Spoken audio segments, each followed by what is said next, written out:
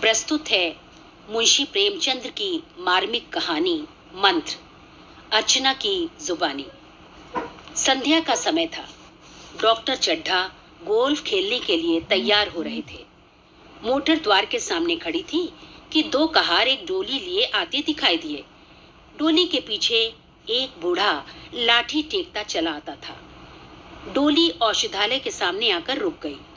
बूढ़े ने धीरे धीरे आकर द्वार पर पड़ी हुई चिक से झांका। ऐसी साफ सुथरी जमीन पर पैर रखते हुए भय हो रहा था कि कोई घुड़क न बैठे। डॉक्टर साहब को खड़े देखकर भी उसे कुछ कहने का साहस न हुआ। डॉक्टर साहब ने चिक के अंदर से गरज कर कहा, कौन है, क्या चाहता है? डॉक्टर साहब से हाथ जोड़कर कहा, हुजूर, बड़ा गरीब आदमी हूँ, मेरा लड़का कई दिन से। डॉक्टर साहब ने सिगार जलाकर कहा, कल सवेरे आओ, कल सवेरे, हम इस वक्त मरीजों को नहीं देखते। बूढ़े ने घुटने टेक कर जमीन पर सिर रख दिया और बोला, दुहाई है सरकार की, लड़का मर जाएगा हुजूर, 4 दिन से आंखें नहीं। डॉक्टर चड्ढा ने कलाई पर नजर डाली। केवल 10 मिनट समय और बाकी था।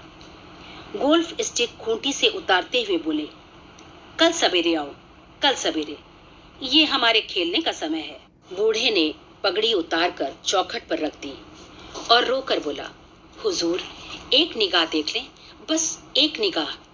लड़का हाथ से चला जाएगा हुजूर, 7 लड़कों में यही एक बच रहा है हुजूर, हम दोनों आदमी रो रो कर मर जाएंगे सरकार, आपकी बढ़ती हुए दीन बंधु। ऐसे उजड़ देहाती यहाँ प्रायः रोज आया करते थे। डॉक्टर साहब उनके स्वभाव से खूब परिचित थे। कोई कितना ही कुछ कहे, पर वे अपनी ही रट लगाते जाएंगे, किसी की सुनेंगे नहीं।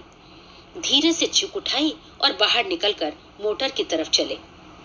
बूढ़ा ये कहता हुआ उनके पीछे दौड़ा, सरकार, बड़ा धर्म होगा हुजूर, दया कीजिए, बड़ा दीन दुखी हूँ, संसार में कोई और नहीं है बाबूजी।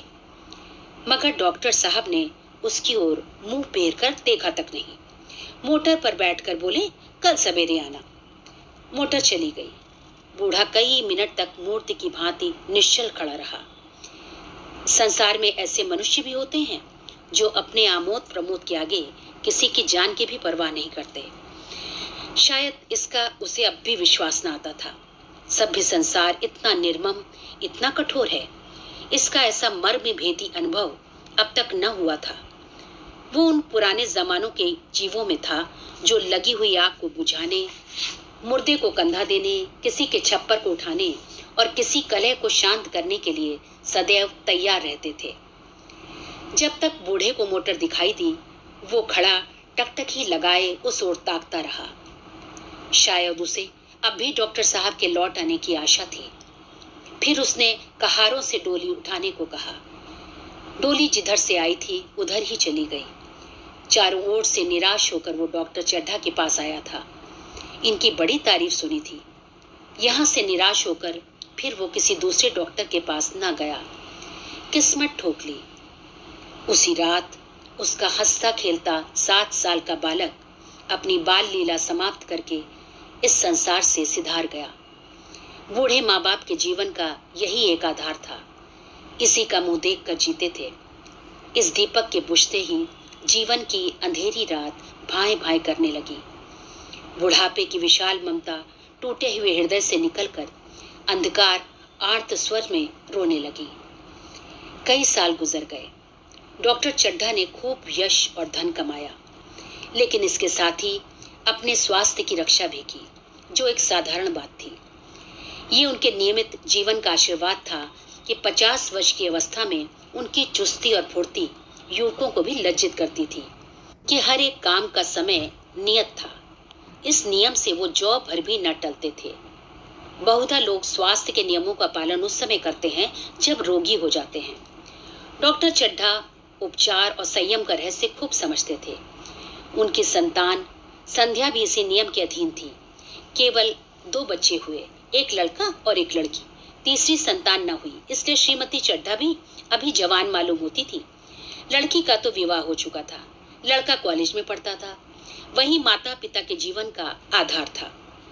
शील और विनय का पुतला, बड़ा ही रसिक, बड़ा ही उदार, विद्यालय का गौरव, युवक समाज की शोभा, मुखमंडल से तेज की छटा से निकलती थी। आज उसकी 20वीं सालगिरह थी। संध्या का समय था। हरी हरी घास पर कुर्सियां बिछी हुई थी। शहर के रईस और हुकाम एक तरफ, कॉलेज के छात्र दूसरी तरफ बैठे भोजन कर रहे थे। बिजली के प्रकाश से सारा मैदान जगमगा रहा था। आमोद प्रमोद का सामान भी जमा था। छोटा सा प्रहसन खेलने की तैयारी थी। प्रहसन स्वयं कैलाशनाथ ने लिखा था। वही मुख्य एक्टर भी था। इसी समय वो एक रेशमी कमीज पहने, नंगे सिर नंगे पांव, इधर से उधर मित्रों की आवभगत में लगा हुआ था। कोई पुकारता, कैलाश जरा इधर आना। कोई उधर से बुलाता, कैलाश क्या उधर ही रहोगे। सभी उसे छेड़ते थे, चूले करते थे। बेचारे को जरा दम मारने का अवकाश न मिलता था। सहसा एक रमणी ने उसके पास आकर पूछा, क्यों कैलाश, तुम्हारे सांप कहाँ हैं? जरा मुझे दिखा दो। कैलाश ने उससे हाथ मिलाकर कहा, मृणालिनी, इस वक्त क्षमा करो, कल दिखा दूंगा। मृणालिनी ने आग्रह किया, जी नहीं, तुम्हें दिखाना पड़ेगा, मैं आज नहीं मानने की, तुम रोज कल कल करते हो। मृणालिनी और कैलाश दोनों सहपाठी थे और एक दूसरे के प्रेम में पगे हुए। कैलाश को सांपों के पालने, खिलाने और नचाने का शौक था। तरह तरह के सांप पाल रखे थे। उनके स्वभाव और चरित्र की परीक्षा करता रहता था। थोड़े दिन हुए उसने विद्यालय में सांपों पर एक मार्के का व्याख्यान दिया था। सांपों को नचाकर दिखाया भी था। प्राणी शास्त्र के बड़े बड़े पंडित भी ये व्याख्यान सुनकर दंग रह गए थे। ये विद्या उसने एक बड़े सपेरे से सीखी थी। सांपों की जड़ी बूटियां जमा करने का उसे मर्ज था। इतना पता भर मिल जाए कि किसी व्यक्ति के पास कोई अच्छी जड़ी है, फिर उसे चैन ना आता था, उसे लेकर ही छोड़ता था। यही व्यसन था। इस पर हजारों रुपए फूंक चुका था। मृणालिनी कई बार आ चुकी थी, पर कभी सांपों को देखने के लिए इतनी उत्सुक न हुई थी। कह नहीं सकते आज उसकी उत्सुकता सचमुच जाग गई थी, या वो कैलाश पर अपने अधिकार का प्रदर्शन करना चाहती थी। पर उसका आग्रह बेमौका था। उस कोठरी में कितनी भीड़ लग जाएगी। भीड़ को देखकर सांप कितने चौंकेंगे और रात के समय उन्हें छेड़ा जाना कितना बुरा लगेगा। इन बातों का उसे जरा भी ध्यान न आया। कैलाश ने कहा, नहीं, कल जरूर दिखा दूंगा। इस वक्त अच्छी तरह दिखा भी तो न सकूंगा, कमरे में तिल रखने की भी जगह न मिलेगी। एक महाशय ने छेड़ कर कहा, दिखा क्यों नहीं देते? जरा सी बात के लिए इतना टाल मटोल कर रहे हो। मिस गोविंद, हरगिज न मानना, देखे कैसे नहीं दिखाते। दूसरे महाशय ने और रद्दा चढ़ाया, मिस गोविंद इतनी सीधी और भोली हैं, तभी आप इतना मिजाज करते हैं। दूसरी सुंदरी होती तो इसी बात पर बिगड़ खड़ी होती। तीसरे साहब ने मजाक उड़ाया, अजी बोलना छोड़ देती। भला कोई बात है? इस पर आपका दावा है कि मृणालिनी के लिए जान हाजिर है। मृणालिनी ने देखा कि ये शोधे उसे रंग पर चढ़ा रहे हैं, तो बोली, आप लोग मेरी वकालत न करें, मैं खुद अपनी वकालत कर लूंगी। मैं इस वक्त सांपों का तमाशा नहीं देखना चाहती। चलो, छुट्टी हुई। इस पर मित्रों ने ठहाका लगाया।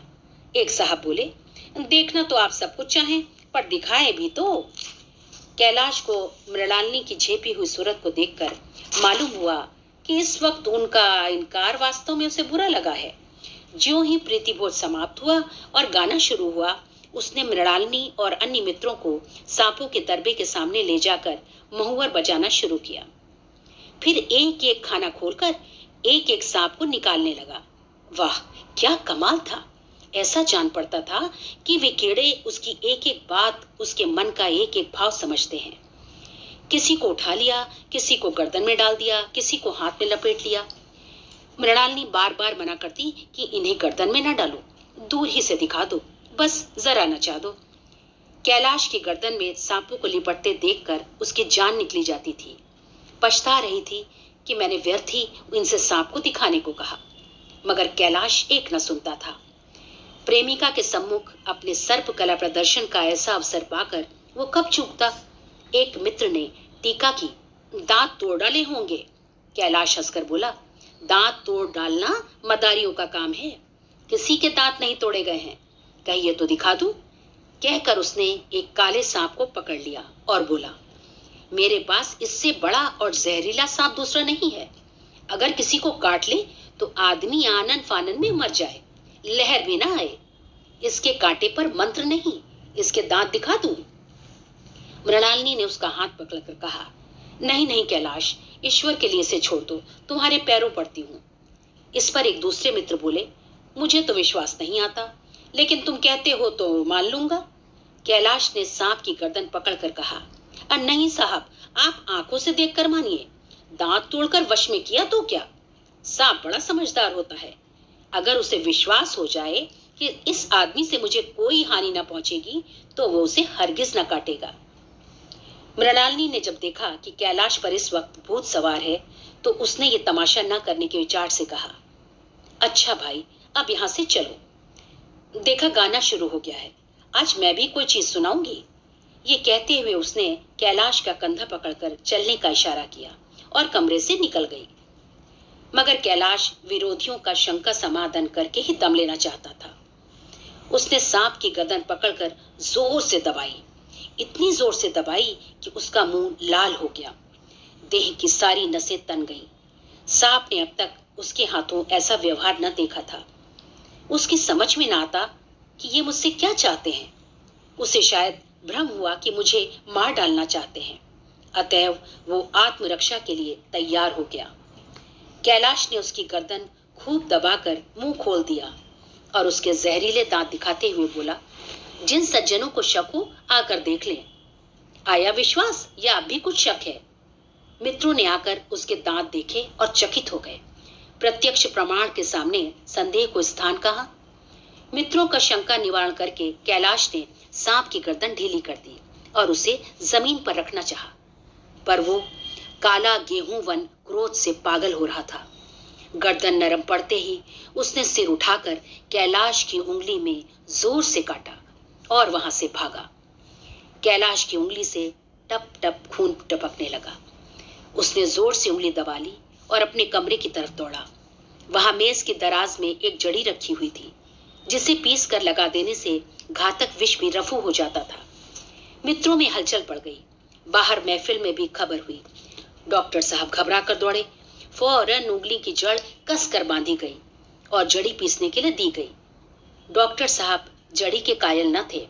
वो उंगली का डसा भाग नश्तर से काट देना चाहते थे, मगर कैलाश को जड़ी पर पूर्ण विश्वास था।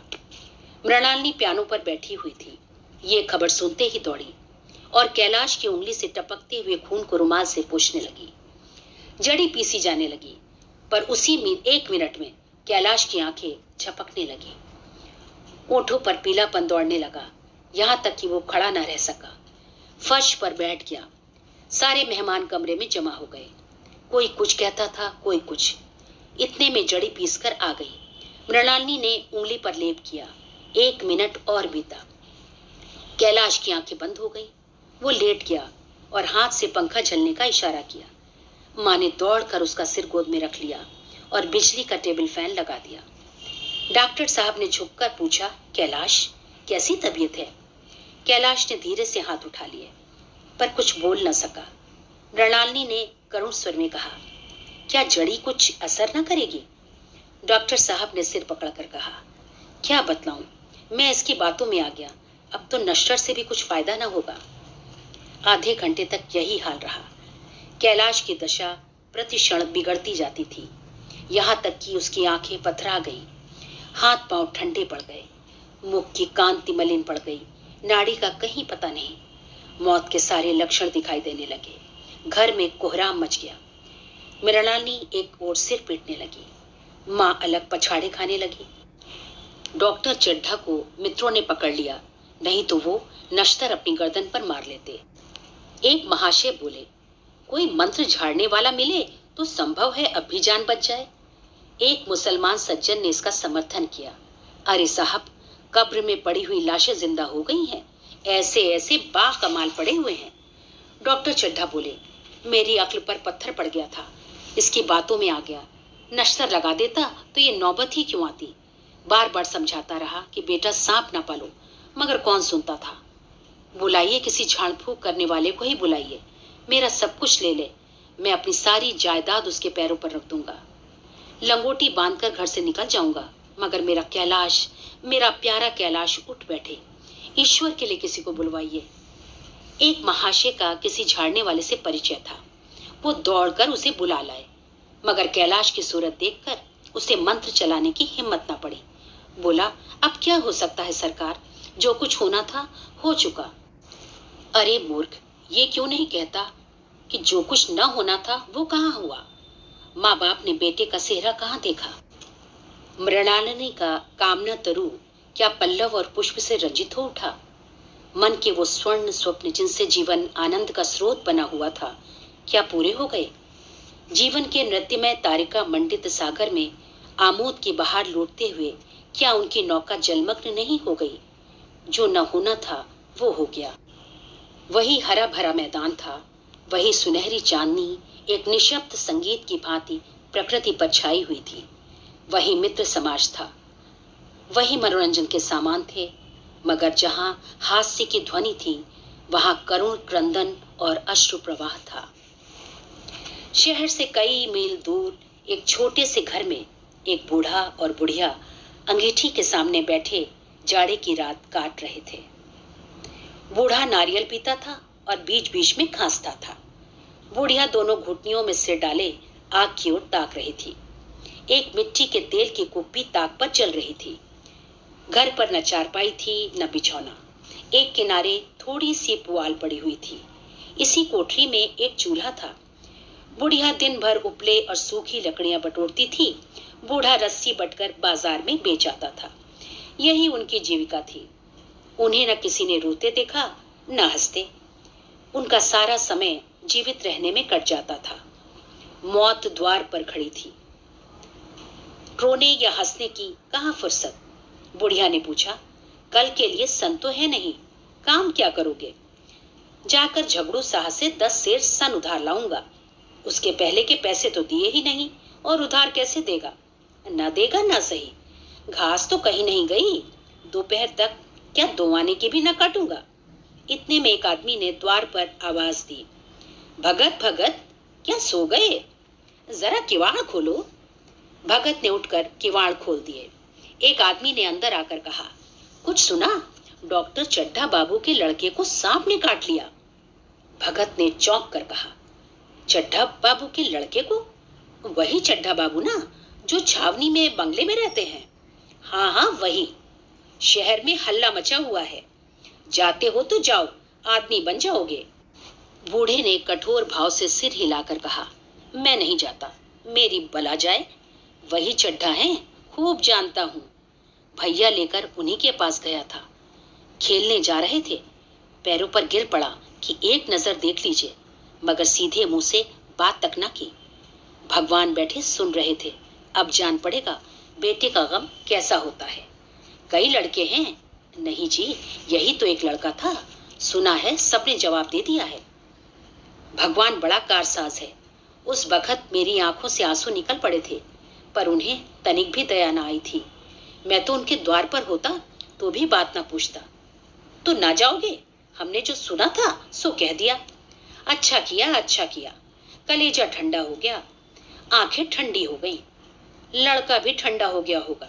तुम जाओ, आज चैन की नींद सोऊंगा। जरा तंबाकू ले ले, एक चिलम और पीऊंगा। अब मालूम होगा लाला को, सारी साही भी निकल जाएगी। हमारा क्या बिगड़ा? लड़के के मर जाने से कुछ राज तो नहीं चला गया।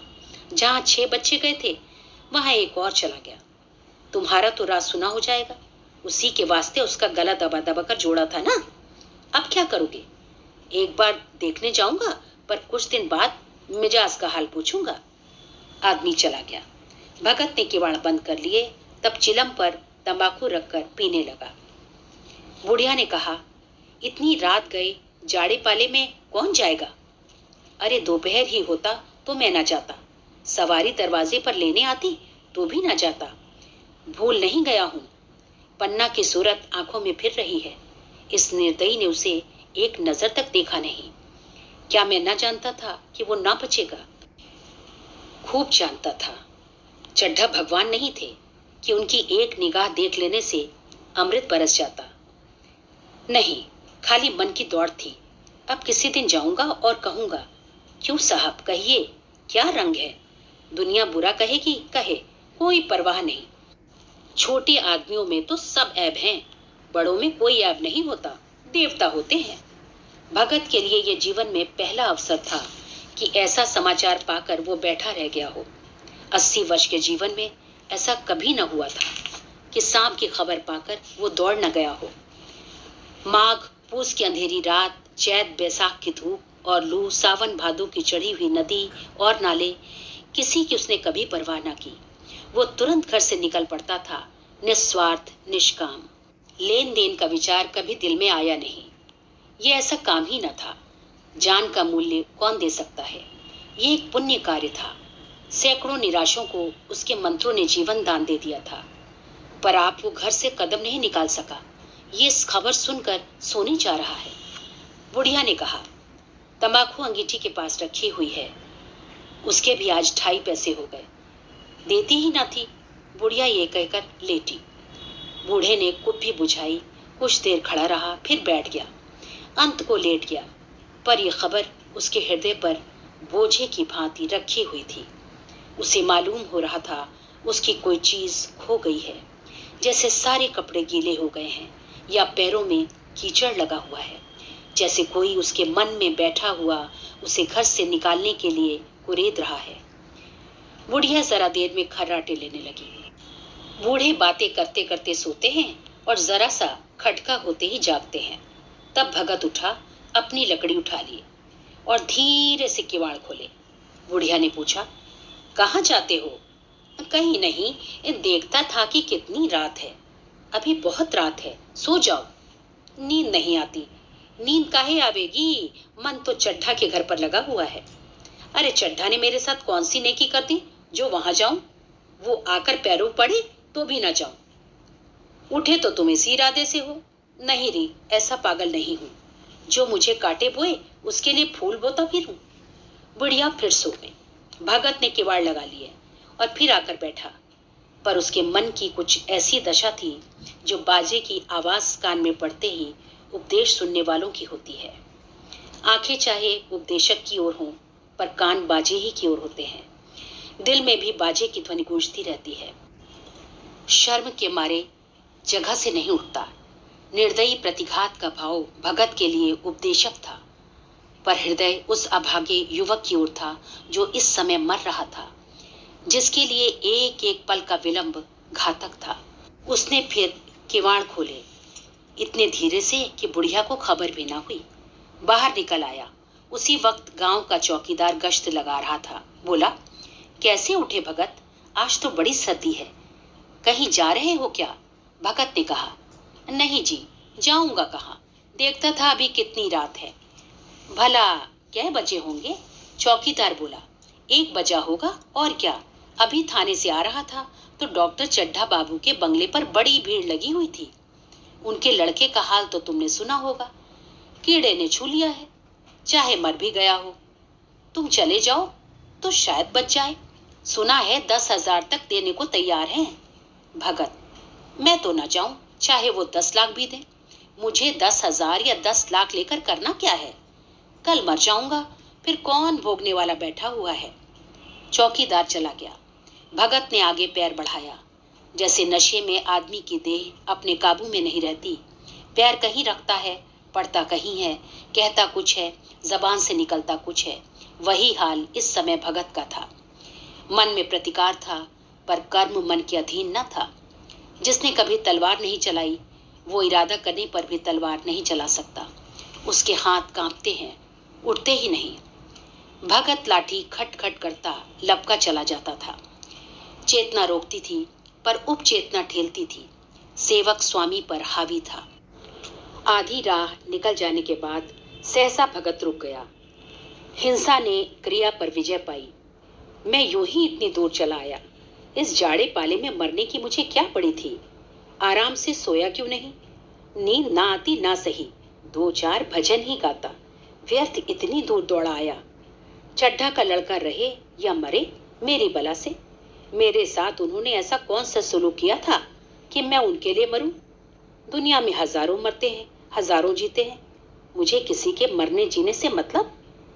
मगर उपचेतन ने अब एक दूसरे रूप धारण किया, जो हिंसा से बहुत कुछ मिलता जुलता था। वो झाड़ फूक करने नहीं जा रहा है, वो देखेगा कि लोग क्या कर रहे हैं। डॉक्टर साहब का रोना पीटना देखेगा, किस तरह सिर पीटते हैं, किस तरह पछाड़े खाते हैं। वे लोग तो विद्वान होते हैं, सब्र कर जाते होंगे। हिंसा भाव को यूं धीरज देता हुआ वो फिर आगे बढ़ा। इतने में दो आदमी आते दिखे। दोनों बातें करते चले आ रहे थे। चड्ढा बाबू का घर उजड़ गया। वही तो एक लड़का था। भगत के कान में यह आवाज पड़ी। उसकी चाल और भी तेज हो गई। थकान के मारे पांव न उठते थे। शिरोभाग इतना बढ़ा जाता था मानो अब मुंह के बल गिर पड़ेगा। इस तरह वो कोई 10 मिनट चला होगा कि डॉक्टर साहब का बंगला नजर आया। बिजली की बत्तियां जल रही थी, मगर सन्नाटा छाया हुआ था। रोने पीटने की आवाज भी न आती थी। भगत का कलेजा धक धक करने लगा। कहीं मुझे बहुत देर तो नहीं हो गई। वो दौड़ने लगा। अपनी उम्र में वो इतना तेज कभी न दौड़ा था। बस यही मालूम होता था मानो उसके पीछे मौत दौड़ी आ रही है। 2 बज गए थे। मेहमान विदा हो गए। रोने वालों में केवल आकाश के तारे रह गए थे और सभी रो रो कर थक गए थे। बड़ी उत्सुकता के साथ लोग रह रहकर आकाश की ओर देखते थे कि किसी तरह सुबह हो और लाश गंगा की गोद में दी जाए। सहसा भगत ने द्वार पर पहुंचकर आवाज दी। डॉक्टर साहब समझे कोई मरीज आया होगा। किसी और दिन उन्होंने उस आदमी को दुत्कार दिया होता, मगर आज बाहर निकल आए। देखा एक बूढ़ा आदमी खड़ा हुआ है, कमर झुकी हुई, पोपला मुंह, भौहें तक सफेद हो गई थी। लकड़ी के सहारे कांप रहा था। बड़ी नम्रता से बोले, क्या है भाई, आज तो हमारे ऊपर ऐसी मुसीबत पड़ गई है कि कुछ कहते नहीं बनता। फिर कभी आना। इधर 1 महीना तक तो शायद मैं किसी भी मरीज को न देख सकूंगा। भगत ने कहा, सुन चुका हूं बाबू, इसीलिए आया हूं। भैया कहाँ है, जरा मुझे दिखा दीजिए। भगवान बड़ा कारसाज है, मुर्दे को भी जिला सकता है। कौन जाने अभी उसे दया आ जाए। चड्ढा ने व्यथित स्वर से कहा, चलो देख लो, मगर 3-4 घंटे हो गए। जो कुछ होना था हो चुका। बहुतेरे झाड़ने फूकने वाले देख रेख कर चले गए। डॉक्टर साहब को आशा तो क्या होती। हाँ, बूढ़े पर दया आ गई। अंदर ले गए। भगत ने लाश को 1 मिनट तक देखा, तब मुस्कुरा कर बोला, अभी कुछ नहीं बिगड़ा है बाबूजी। ये नारायण चाहेंगे तो आध घंटे में भैया उठ बैठेंगे। आप नाहक दिल छोटा कर रहे हैं। जरा कहारों से कहिए पानी तो भरें। कहारों ने पानी भर भर कर कैलाश को नहलाना शुरू किया। पाइप बंद हो गया था। कहारों की संख्या अधिक न थी, इसलिए मेहमानों ने अहाते के बाहर के कुएं से पानी भर भर कर कहारों को दिया। मृणालिनी कलसा लिए पानी ला रही थी। बूढ़ा भगत खड़ा मुस्कुरा मुस्कुरा कर मंत्र पढ़ रहा था, मानो विजय उसके सामने खड़ी है। जब एक बार मंत्र समाप्त हो जाता, तब वो एक जड़ी कैलाश के सिर पर डालता और न जाने कितनी बार भगत ने मंत्र फूका। आखिर जब उषा ने अपनी लाल लाल आंखें खोली, तो कैलाश की भी लाल लाल आंखें खुल गईं। एक क्षण में उसने अंगड़ाई ली और पानी पीने को मांगा। डॉक्टर चड्ढा ने दौड़कर नारायणी को गले लगा लिया। नारायणी दौड़कर भगत के पैरों पर गिर पड़ी और मृणालिनी कैलाश के सामने आंखों में आंसू भरे पूछने लगी, अब कैसी तबीयत है। एक क्षण में चारों तरफ खबर फैल गई। मित्रगण मुबारकबाद देने आने लगे। डॉक्टर साहब बड़े श्रद्धा भाव से हर एक के सामने भगत का यश गाते फिरते थे। सभी लोग भगत के दर्शनों के लिए उत्सुक हो उठे, मगर अंदर जाकर देखा तो भगत का कहीं पता न था। नौकरों ने कहा, अभी तो यहीं बैठे चिलम पी रहे थे। हम लोग तंबाकू देने लगे तो नहीं ली, अपने पास से तंबाकू निकाल कर भरी। यहाँ तो भगत की चारों ओर तलाश होने लगी और भगत लपका हुआ घर चला जा रहा था कि बुढ़िया के उठने से पहले पहुंच जाऊं। जब मेहमान लोग चले गए तो डॉक्टर साहब ने नारायणी से कहा, बुढ़न न जाने कहाँ चला गया, एक चिलम तंबाकू का भी रवादार न हुआ। नारायणी, मैंने तो सोचा था इसे कोई बड़ी रकम दूंगी। चड्ढा, रात को तो मैंने नहीं पहचाना, पर जरा साफ हो जाने पर पहचान गया। एक बार ये एक मरीज को लेकर आया था। मुझे अब याद है कि मैं खेलने जा रहा था और मरीज को देखने से इनकार कर दिया था। आज उस दिन की बात याद करके मुझे जितनी ग्लानि हो रही है उसे प्रकट नहीं कर सकता। मैं उसे अब खोज निकालूंगा और उसके पैरों पर गिरकर अपना अपराध क्षमा कराऊंगा। वो कुछ लेगा नहीं, ये जानता हूं। उसका जन्म यश की वर्षा करने के लिए ही हुआ है। उसकी सज्जनता ने मुझे ऐसा आदर्श दिखा दिया है, वो अब से जीवन पर्यंत मेरे सामने रहेगा। साथियों, कहानी कैसी लगी अवश्य प्रतिक्रिया दीजिएगा। अगली कहानी तक नमस्कार।